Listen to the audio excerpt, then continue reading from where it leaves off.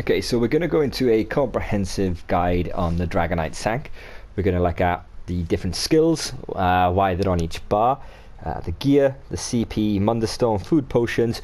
We're also going to get into a fight over here. We're going to have a look at the buffs that are on our bar, what each of them mean and what to look out for, and the debuffs that we apply to the boss at the top, what each of those mean and what we need to be looking out for on those as well. So we're going to look at everything. So first we'll have a quick look at the skills that we use. So on our sword and shield bar, this is where we're going to be spending most of our time. We got heroic slash. This is going to put minor maim and minor heroism. So the maim reduces your incoming damage by 15% on the target that you hit it with, and the heroism will give you one ultimate every 1.5 seconds. So both of these will stay on for 12 seconds. Every 12 seconds we need to reapply this just to keep it up 100% of the time. 15% less damage, and extra ultimate is going to be extremely useful, so we need to keep this up all the time. We don't have to apply it on everything, so if we've got a few ads attacking us, anything that's going to be dealing heavy damage we apply it to just to help with that incoming damage taken, so it's easier to survive. Green Dragon Blood, this is our burst heal. So it says it only heals for 39% of our missing health. It will heal for more. We'll show you how that works in just a moment. So we get a few buffs as well: major fortitude, endurance, minor vitality. So we get extra health recovery, extra stam recovery, and healing received by 8% for 23 seconds. That is a long time, especially in fights where we need to look after ourselves. This is going to be amazing because this will be up pretty much all the time, and we'll be getting an extra 8% healing received as well, which is going to be lovely. We can pretty much heal up to 100% from almost nothing with this when we stack up the right abilities. This is our melee range taunt, so we just stab the enemy, we give them major fracture, so they get 5.2k less physical resist, amazing for our stam DDs to hit harder, and we also get minor protection, so we take 8% less damage.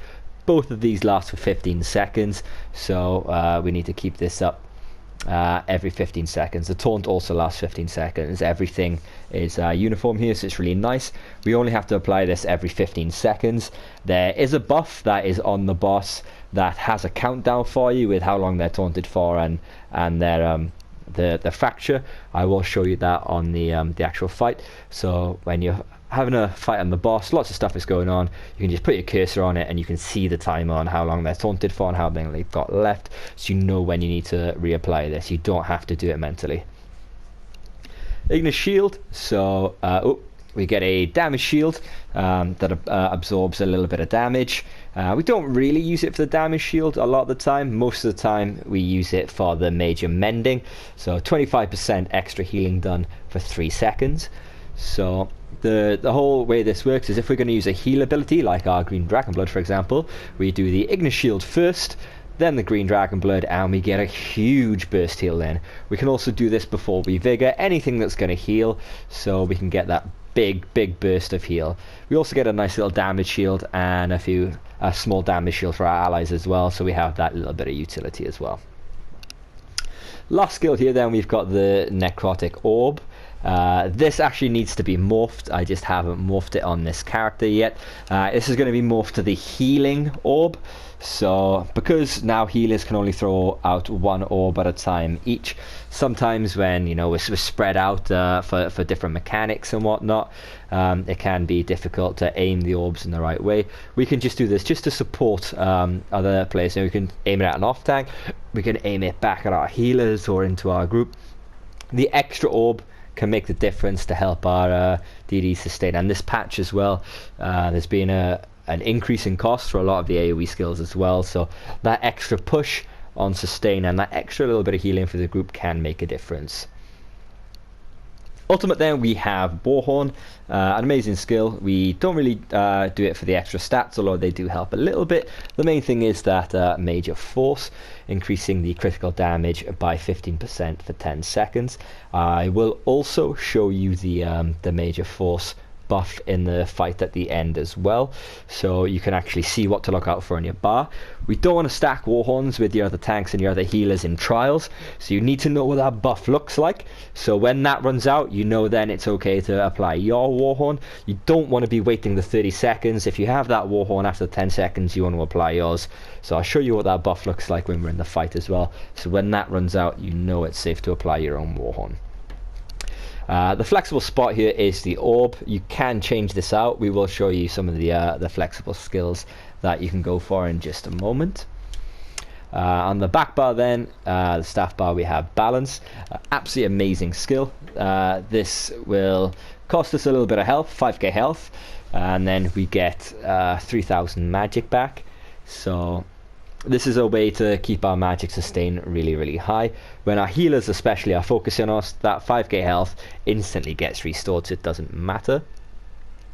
We get a 4-second reduction on our own healing done and damage heal strength by 50%, but that's fine.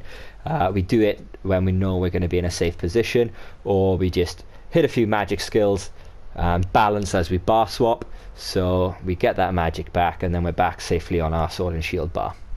I'll show you that in the fight as well when it comes to that.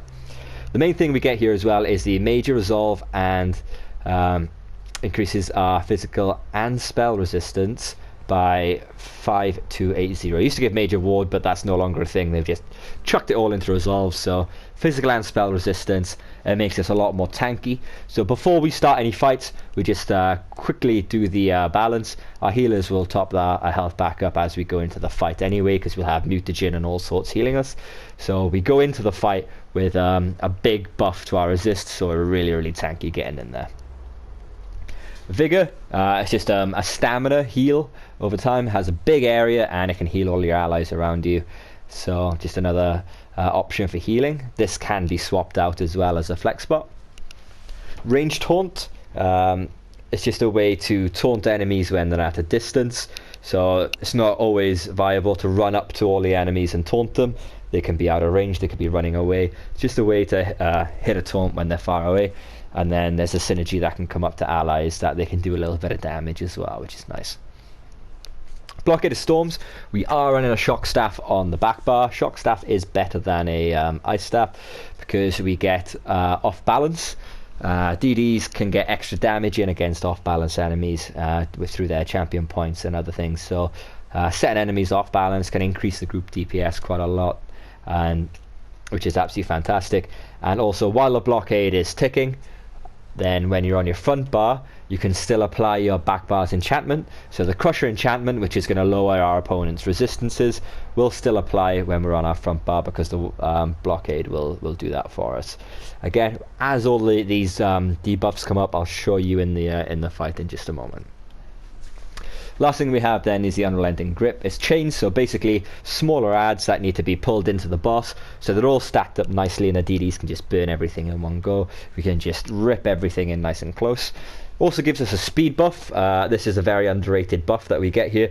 Sometimes when we're in a very movement based fight, we can just hit something with chains. Even if it can't be chained, we still get a movement buff for 4 seconds, so we can get around that bit faster, and it can really help us getting into positions that we need to be then. And if they can't be chained, we get our magic back anyway, so it's a free way to get a bit of movement speed against bosses that can't be chained. Again, in some scenarios there's not going to be any use for this skill, so this can be a flexible spot as well. Lastly then, the ultimate is God mode button. So when we hit this, we can only take 3% of our max health as damage for 12 seconds.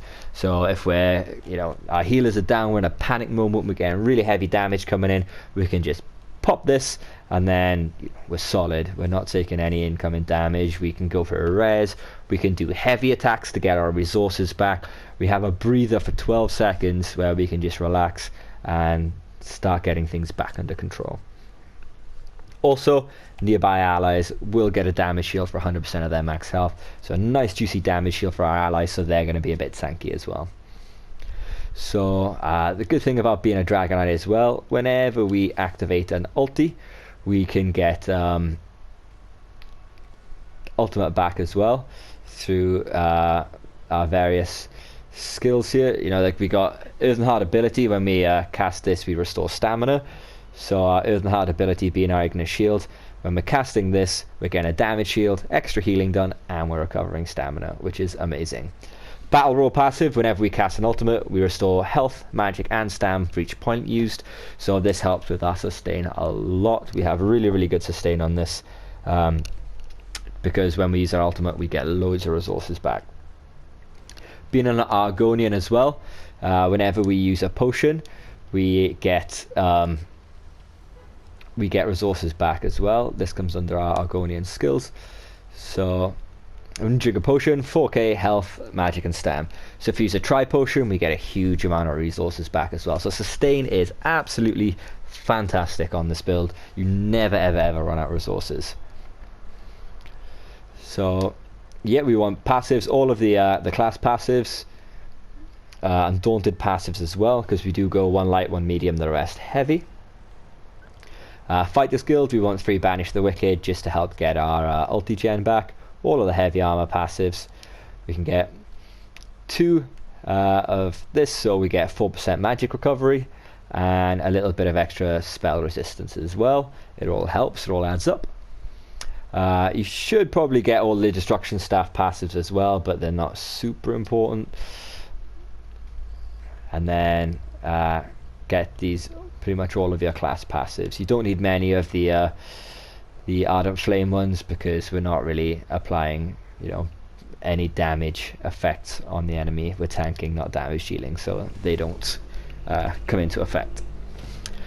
So flexible skills, we don't run this anymore. We used to run this because we used to get a 10% extra fire damage for our DDs. Now they've changed it to scale off your offensive stats, so we're only giving fire damage an extra 4%. If we have any magic Dragonknights in the group, and they're pretty decent now, so there probably will be, they'll end up giving much more of a buff using this skill than we will. So this isn't as good as it used to be, so we can take this off now.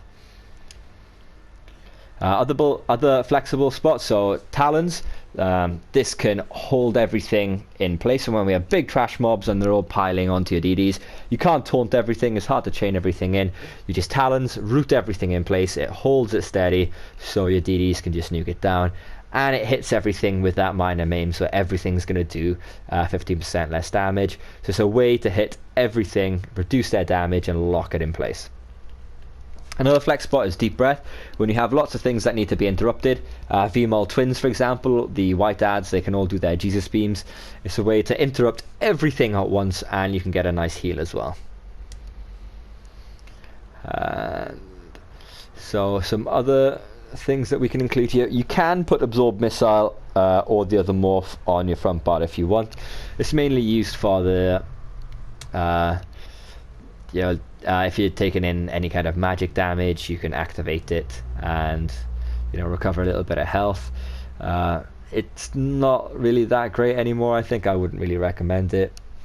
Shield Assault lets you jump to the target from a distance. You do need this in some fights, like Vhoff last boss, for example. You know, when he knocks you back, you need to get straight back into him. So there's a few niche scenarios where this skill comes in handy as well. For Destruction Staff, there may be some times where there's going to be ranged ads, or the boss is going to jump and then cast. Crush and Shock will come in handy, so you can put this in your back bar. You can take off Vigor or Chains for this. Sometimes you may need to Elemental Drain as well, because your healers are going to be far away, or your healers are going to be doing other things. Again, you can put this on the back bar instead of Vigor or Chains. Another skill option is the Circle of Protection. Ring of Preservation, so puts a big circle on the ground, gives everybody inside that minor protection. It doesn't benefit you because your Ransack Morph is giving you that anyway, but any DDs or anyone stood in this can get 8% extra damage reduction, and it increases stamina recovery by 10% and gives a bit of healing. So the stamina recovery, it doesn't apply to you a lot, because while you're blocking, you can't actually recover any stamina. So I'll show you that in a moment as well. But it's useful for any DDs or allies that could be standing in this. It's kind of like a group utility thing. And altar as well, the blood altar. You can pop this down, and then if any of your DDs or healers end up jump into low health, they can just activate a synergy and shoot back up. There's all other options as well. You got bone shield, give synergy for the group to get damage shields as well, extra ways to stay alive. And purge is another one as well. This should be a morph to efficient purge. Depending on the fight. In VHOF, I like to have this on my front bar instead of the orb, so I can just heal myself from the bleed pretty much straight away. In VAS, you can have it on your back bar, so when the fire rains down, you can just purge as well. There's loads of reasons why you're going to need purge, so this is going to come in instead of one of your flex spots as well. Guard can also be good, so if you're off tanking and sometimes the main tank's going to be taking heavy damage, we like to run guard on the last boss of VSS, so we don't have to swap over taunt when we get the mark of death. There's scenarios where it comes in handy. Basically, the 30% of damage that would be on the guarded persons comes to you instead, so it can allow them to stay alive through heavier damage scenarios. And you both get minor vitality, bit of extra healing received as well. So they're the ones that I really run on my flex spots there. So if we have a little look at the gear, we run Alkosh, shock staff on the back bar, infused with a crusher enchantment, so the biggest crusher enchantment we can get, reducing the physical and spell resist. And then sword and board of Alkosh. This probably the trait which would be best here would be decisive. Get the extra ultimate generation. If you don't have decisive, defending's probably the next best thing. I've got a weakening enchantment on here, so it reduces their weapon and spell damage by 174. So you take a little bit less damage when this triggers as well. 5 piece of Alkosh as well. When you activate a synergy, reduces the target's physical and spell resistance by 3000. So again, constantly reducing their resistances, so our DDs can smash a lot more damage through. Hit harder, the fight ends quicker, you have to try and tank for less time. Nice and easy. And we got a infused tri enchantment on the shield. For the head monster set, we got Lord Wardens as a main one, because this gives us quite a lot of resists. So adds 2,975 armor, so that's physical and spell resistance, and then 50% chance to get a shadow orb, which gives you and all of your allies extra resistances as well. So lovely for the group if there's going to be a lot of incoming damage and it's got a static fight. You can drop that blob down, everybody in it's going to take less damage, so your DDs and stuff are going to be a little bit more tanky. Alternative, Stonekeeper is a really nice set as well. So if you don't need all of the resists, you feel like you're going to be quite tanky anyway. When you block, you get stacks. When you got 6 stacks, it shoots off and you restore magic, stam, and you get healed. 14-second cooldown, so another great way to help you sustain. Another one is Vicosa. I really like this in Sunspire. When the dragon is going to breathe their fire attack, you can just bash them and then they get major maims. You stack that with minor maim and that's 45% less damage you're taking. So it really helps with that, mitigating that incoming damage. Another set which is on my other tank, which you can use, is Earthgore. When you're low and you heal yourself, you can rain blood down on yourself, cleanses negative effects, and it does massive burst heal. So if you're going to be out of range of a healer, I like it as an off tank in VAS, and I also like it in Cloud Rest. That burst heal for yourself can be really nice, help you in situations. Body piece sets then, Ebon standard, gives the whole group an extra 1000 health. Really good for trials. Infused on the big pieces, so the chest and legs with the triglyph. Everything else small, sturdy, with a health enchantment. So we get plenty of max health and plenty of other resources as well. In cases where we don't use Ebon, perfect Yolnacrin. If you don't have the perfect, then you can run the regular Yolnacrin. Exactly the same traits. Yolnacrin is when you taunt an enemy, give yourself and your group members minor courage, so they get extra damage. I like running this as a main tank and then having the off tank in Ebon, because as a main tank you're going to be doing the taunting the majority of the time, so this is going to have a lot of uptime and there's going to be a lot of extra damage in the group. You can run Plague as well if you want, for the extra health if you need to be super selfish. For the jewelry then, I like to go 2 harmony, 1 infused. Harmony, extra 35% resources back off synergies. 2 of this, you're getting 70% extra back. So when you're hitting those shards and you're hitting the orbs, you get a huge amount of resources back, topped with the resources back from using ultimates and the extra resources from the Argonian passive using potions. Your sustain is incredible. You never ever run low or never run out of resources in this. And the last one is infused. So buffs are enchantment. I put reduce the potion cooldown. You don't need the reduced cost of block. Block cost is cheap enough as it is, and your sustain is really good anyway, so you don't need to reduce the cost of block. You shouldn't need to permanently block either. The only things you're really looking to block are heavy attacks and dangerous attacks. A lot of the time in between you're going to be doing heavy attacks yourself or applying different skills, so you don't need to permanently block. So the reduced block cost isn't really going to have much benefit. Right here we've got an 18-second reduced cooldown on potions, which means our potions come back online really quickly, and the faster they're coming back online, the faster we're getting ridiculous amounts of resources back off them. We're using tri potions as well, so I'll show you that quickly. Slottable items. So restores health, gets health recovery, restore magic, get magic recovery, restore stam, get stam recovery. So we're getting an extra 4k on top of this, you know, so we're getting basically 14,000 health, and then 11,000, 11.5 and 11.5 on magic and stam every time we use a potion, which is a lot. It's nearly full, and the reduced cooldown makes it come back online really quickly, so it's really amazing. Food, we can either use tri-food, big max health, magic and stam, or if you're a little bit richer, you've got the a means to make this. It's tri-food, but you get extra health recovery, so it's just a bit of extra staying alive there. So that's it for the gear. Alternative jewelry and sword and board gear you can use. You got battalion. So when you're blocking, you heal yourself or your group members, so it's another way to stay alive. You've got plague, or you can switch to Yolnakrin on the jewelry and sword and board as well. So it depends, you know, on the matchup, whether you need to be selfish or you want to help out your teammates.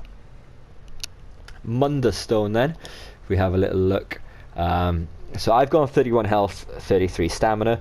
As you can see, you know, we're sitting at 37k health. It's quite a lot. It's a perfect amount. Anywhere between 35 and 38 for most stuff is kind of where you want to be. 19,000 magic, 22,000 stam. You always want to be about 15 or more magic and say 20 or more stam, just to make sure that you are going to sustain. This balance I found works really well for me. I've always got enough resources. I've got the Lord as my Mundus as well, just to get that extra little bit of max health. You can switch that out for something else if you want, but to be honest, I find I don't need extra assists. I don't need extra recovery. It's all works fine for me. So let's have a look. We've gone through the food and the potions. So the CP then. CP is entirely dependent on how you want to play. This is completely, you know, personal preference. Reduce the cost to break free. Some things do stun us. We need a big reduction on that because we don't want to be spending a lot of stam to break free if we need the stam for blocking. Again, extra resources back on we heavy attack. We do heavy attack a fair bit when, you know, it's safe to, so the extra resources are always welcome. And then reducing the cost of block and reducing the cost of dodge roll in those situations that we need to do that. Here, increased critical healing with magic, increased healing done. So when we're looking after ourselves, we're able to heal a little bit more, look after ourselves a bit more. These don't matter too much. This is just to kind of increased damage, increased healing with stam, so that's our vigor, and increasing the penetration. So yeah, just to get a bit of extra healing and a slight bit of extra damage. And then your red CP, don't worry about this. This will change depending on which trial you're doing, which content you're doing. Different trials require different red CPs, so that is going to change. Having a look at our own buffs here.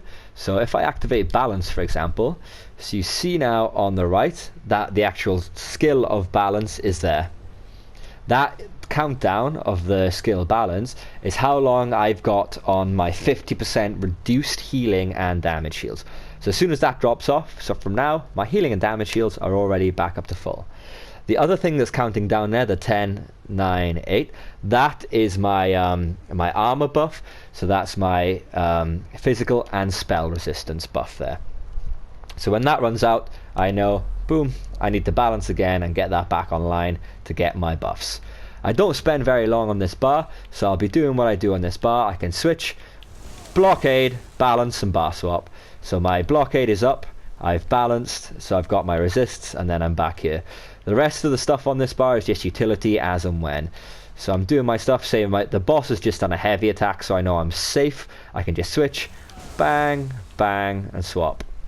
And then I'm in a good position here. If I need to, then I can throw out stuff to my team, whatever. So that's the main thing to look out for there. Ignis shield, the 7 seconds is a damage shield on ourselves, and it didn't last for very long, but you see it, that 2, 1, that thing on the right there, that is the extra healing done.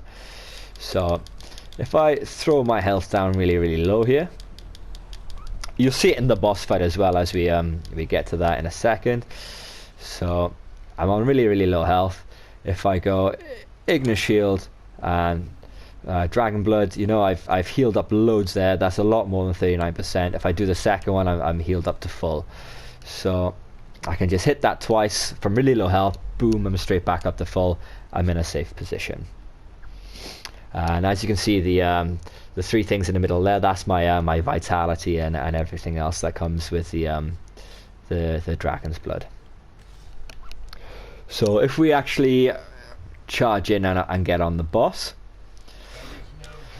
so I've just used my heroic slash, which is the skill on the left, which is on square. If you see the one that's ticking down now, 9, 8, 7, that is the minor defile, so that's reducing his damage done by 15%. So see, it's just run out, so I've just applied it. Now the skill that's on the left, that's just counted down and gone. That skill right there is my my bar enchantment. So that's the weakening enchantment for 3. So I know I've got 3 seconds of him doing less damage from the weakening. So always look out for that. That's the as it's ticking down at the top, that's the maim reducing his damage done. And as you can see on my bar in the middle, I've got the heroism. That's the extra ultimate that's ticking for me. So you can see the maim at the top there, and the damage reduction. So if I move now and look to taunt him, as you can see, the one on the left there, that is the fracture. So that's reducing his resistance. The one on the right is the taunt. So I know it hit 0, I need to reapply my taunt. So I've reapplied my taunt, and I've got my fracture up there, so I know he's taking more damage, and I know the taunt is lasting for another 2 seconds. So boom, I can taunt again, low slash. So looking up here now, I can see he's got the debuff, so he's going to be hitting me for less, he's fractured, and he's taunted. So they're the things I need to look out for as a tank. Adding other stuff now. So the boss has just cast, I know I can Wall of Elements. He's attacked, switch, and balance. So now I've got my resists up, he's taunted, he's debuffed. I'm a little bit low, so I can throw up a dragon's blood, and I'm back up to full. I've got ultimate as well. So if you look down on the on my buff bar now, I'll cast my ultimate. So you see that fist that's counting down 7, 6, 5. That is the damage buff that Warhorn applies. So you do not apply another Warhorn until that damage buff runs out. When that damage buff runs out, that's when you know it's safe to apply another Warhorn. So here I know I can rip off some heavy attacks, get some resources back. I can heal myself if I want. And I feel like, oh, my resources are a little bit low here. I can just pop a potion. My resources are now in a good spot. Rip off a heavy attack as I get out of position here. reapply my buffs, I'm in a good spot, you know. I know I'm not taking in heavy damage here. So next thing we're going to look out for is the off balance buff. We'll just wait for that to trigger if it comes up. So that shield with the line and the sword through it, that's the Crusher enchantment. So that means his resistance has been reduced there by the Crusher enchantment. So we don't want to get that wall of elements. He doesn't want to set off balance at the moment for some reason. So there we go. So that blue on the right there, that means the boss is off balance. It's just counted down and gone. So while that is up, that means that he's taking extra damage from sources from your teammates. The last buff I really want to show you here is the magma armor. Oh, there is two more. So magma armor gives you god mode. So while in this, you take basically no damage. You can see it counting down on your bar as well. So I've got another 5 seconds. So I'll last go and I know, bang, I can get some heavy attacks. I can get resources back if I need. I can res. I know I'm in a safe spot. So I can just play about with my bars. I need to know what damage I'm taking, when to dodge roll. Okay. So if you look now on my bar on the very right, I've got like kind of like a white crack thing. That means I have actual no resistances. All my armor's been broken. There's quite a few bosses that can apply this to you, and there's no way to cleanse it. So when that is on, I've got 14 seconds of it left. I know I'm going to be in a bit of a pickle. I'm going to be taking quite a lot of damage here. I need to make sure that my balance is up, so I've got the resistances from that. I'm in my Lord Warden, so I'm getting as much resistance as I can because the value from my armor has been reduced to 0. I need to tell my healers when that's applied to me as well, so they can look out for me and do a bit of extra healing. So you know what buffs to look out for, you know what debuffs to look out for. Keep an eye on your ulti as well, so you know if you need to apply a potion or not. But your sustain is amazing. You know what you're looking out for, and these are the skills to apply. That's basically the basics of tanking. You don't have to be a Nord. You don't have to run all of these selfish sets. You can do it easily as an Argonian. You can survive really well. You can sustain amazingly, and survive just like this. I find this is the best setup for a tank because you've got such crazy sustain. Your survivability is insane as well. So yeah, that's pretty much it. I'll just die here now just to end the combat. So that's pretty much it for the tanking guide. If I've forgotten anything, I'll put it in the comments. If anyone has any questions, feel free to ask as well. That pretty much covers the skills, the basics, and what to watch out for. You don't have to permanently block against any bosses. You just got to watch out for the heavy attack. It's normally being charged up.